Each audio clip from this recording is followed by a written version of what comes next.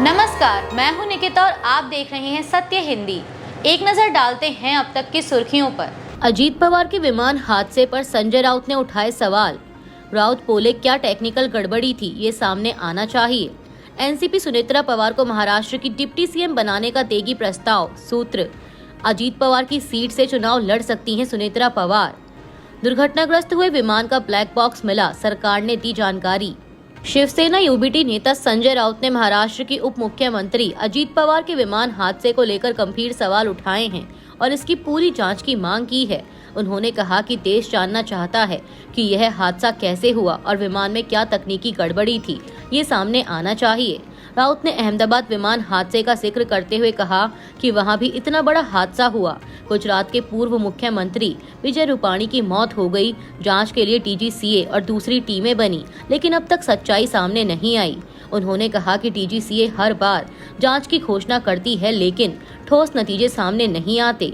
राउत के मुताबिक अजीत पवार जैसे बड़े और लोकप्रिय नेता की इस हादसे में मौत से सिर्फ महाराष्ट्र ही नहीं बल्कि पूरा देश सदमे में है। इसलिए इस मामले की पारदर्शी और गंभीर जांच जरूरी है। इंडिया टुडे की एक रिपोर्ट के अनुसार महाराष्ट्र की राजनीति में बड़ा बदलाव हो सकता है। सूत्रों के मुताबिक एनसीपी दिवंगत उप मुख्यमंत्री अजीत पवार की पत्नी सुनेत्रा पवार को उप मुख्यमंत्री पद के लिए आगे बढ़ाने की तैयारी में है। सुनेत्रा पवार इस समय राज्यसभा सांसद हैं। एनसीपी के वरिष्ठ नेता और मंत्री नरहरि सिरवाल ने कहा है कि जनता चाहती है कि सुनेत्रा पवार को मंत्रिमंडल में शामिल किया जाए। सूत्रों के अनुसार पार्टी के वरिष्ठ नेताओं प्रफुल्ल पटेल, छगन भुजबल, धनंजय मुंडे और सुनील तटकरे ने इस मुद्दे पर सुनेत्रा पवार से मुलाकात की है और संभावना है कि वह अजीत पवार की खाली हुई सीट से चुनाव लड़ेंगी। प्रस्ताव में उन्हें उप मुख्यमंत्री बनाने की बात शामिल है और इस पर चर्चा के लिए नेताओं के मुख्यमंत्री देवेंद्र फडणवीस से मिलने की उम्मीद है। इस बीच प्रफुल्ल पटेल कार्यकारी अध्यक्ष के रूप में पार्टी की कमान संभाल सकते हैं। नागरिक उड्डयन मंत्रालय ने बताया है कि महाराष्ट्र के उप मुख्यमंत्री अजीत पवार के दुर्घटनाग्रस्त विमान का ब्लैक बॉक्स बरामद कर लिया गया है और मामले की जांच तेजी से चल रही है। मंत्रालय ने एक्स पर कहा कि बारामती के पास हुए इस दुखद हादसे के तुरंत बाद सभी बचाव और जांच एजेंसियों को एक्टिव कर दिया गया था और पूरी पारदर्शी व समयबद्ध जांच उनकी प्राथमिकता है। जांच के लिए एएआईबी दिल्ली से 3 अधिकारियों की टीम और डीजीसीए के मुंबई रीजनल ऑफिस से 3 अधिकारियों की दूसरी टीम 28 जनवरी को मौके पर पहुंची। एएआईबी के डायरेक्टर जनरल भी उसी दिन घटनास्थल पर पहुंचे थे। मंत्रालय ने कहा कि जांच तय प्रक्रिया और एएआईबी रूल्स 2025 के तहत की जा रही है। खड़गे और राहुल से मिले शशि थरूर, बोले पार्टी में सब ठीक, कोई नाराजगी नहीं। कांग्रेस सांसद शशि थरूर ने गुरुवार को पार्टी अध्यक्ष मल्लिकार्जुन खड़गे और नेता प्रतिपक्ष राहुल गांधी से मुलाकात की। बैठक संसद भवन परिसर में खड़गे के कक्ष में हुई और समाचार एजेंसी पीटीआई के अनुसार यह 1 घंटे से ज्यादा चली। मुलाकात के बाद थरूर ने कहा कि उनकी दोनों नेताओं के साथ अच्छी, रचनात्मक और सकारात्मक बातचीत हुई है और पार्टी में सब कुछ ठीक है। उन्होंने कहा कि वे हमेशा पार्टी के लिए प्रचार करते रहे हैं और आगे भी करते रहेंगे।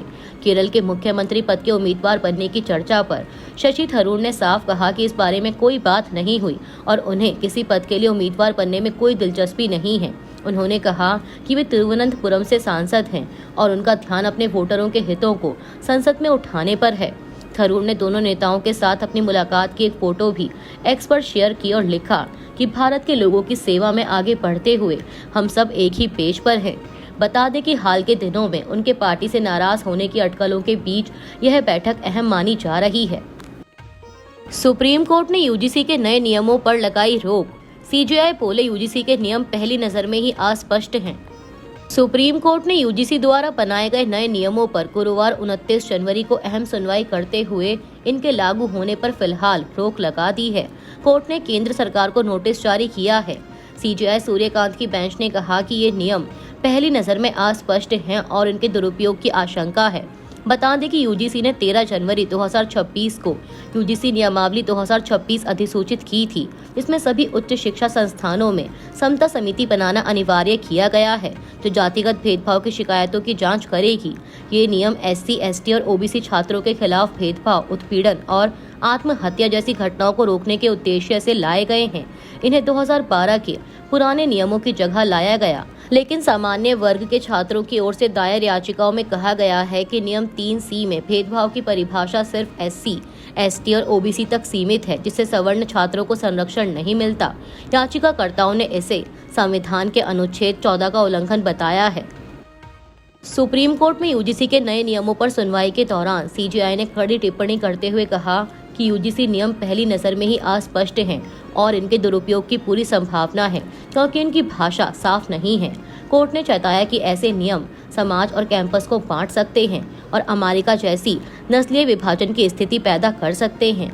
बेंच ने कहा कि अगर कैंपस में बंटवारा होगा तो समाज कैसे एकजुट रहेगा और हमें जाति रहित समाज की ओर बढ़ना चाहिए। कोर्ट ने आरक्षित वर्गों के अंदर मौजूद असमानताओं और रैगिंग जैसे मामलों में सामान्य वर्ग के छात्रों की सुरक्षा पर भी सवाल उठाए। कोर्ट ने केंद्र को नोटिस जारी कर अगली सुनवाई 19 मार्च को तय की और तब तक नियमों के लागू होने पर रोक लगा दी।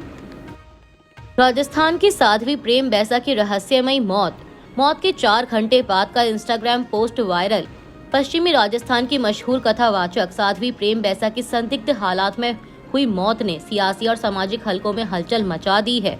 बुधवार शाम उन्हें बोरानाड़ा आश्रम से जोधपुर के एक निजी अस्पताल लाया गया, जहां डॉक्टरों ने उन्हें मृत घोषित कर दिया। डॉक्टरों के मुताबिक साध्वी को बुखार था और आश्रम में बुलाए गए कंपाउंडर ने इंजेक्शन दिया, जिसके कुछ ही मिनट बाद वह बेहोश हो गई।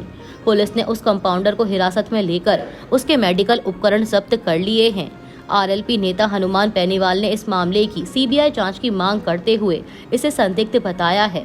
वहीं जो इस मामले में ध्यान देने वाली बात है और शक को गहरा करती है, वो यह है कि मौत के करीब 4 घंटे बाद साध्वी के सोशल मीडिया अकाउंट से एक पोस्ट किया गया था।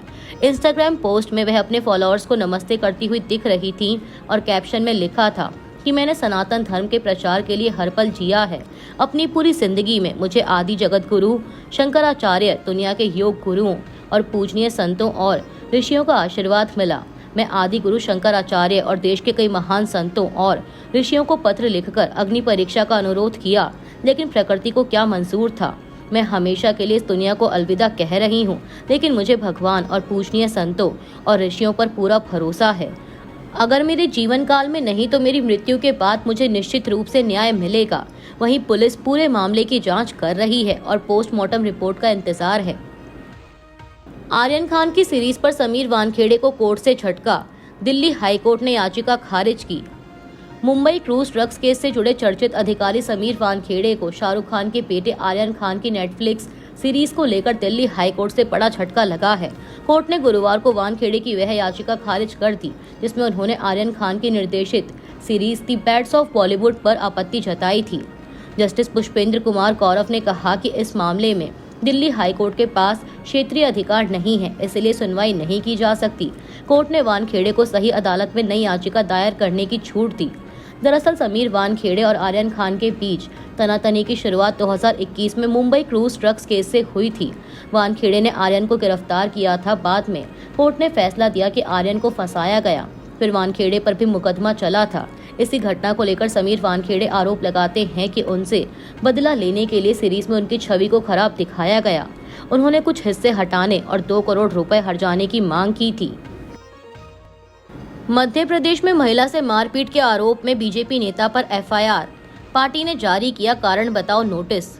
मध्य प्रदेश के सतना जिले में बीजेपी नागौद मंडल अध्यक्ष पुलकित टंडन के खिलाफ एक युवती के साथ मारपीट और धमकी देने के आरोप में FIR दर्ज की गई है। यह कार्रवाई एक गोदाम के अंदर हुई कथित घटना का वीडियो सोशल मीडिया पर वायरल होने के बाद हुई। पुलिस के मुताबिक घटना मंगलवार रात करीब 10 बजे नागौद थाना क्षेत्र में हुई। शिकायतकर्ता महिला का आरोप है कि उसे ग्राहक से मिलने के बहाने गोदाम बुलाया गया, जहां टंडन शराब पी रहे थे। उसने बताया कि बाहर जाने की कोशिश पर उसका हाथ पकड़ा गया, मोबाइल छीनकर फेंका गया और उस पर बोतल फेंकी गई। महिला का दावा है कि उसे थप्पड़ मारे गए और लोहे की रॉड से धक्का दिया गया।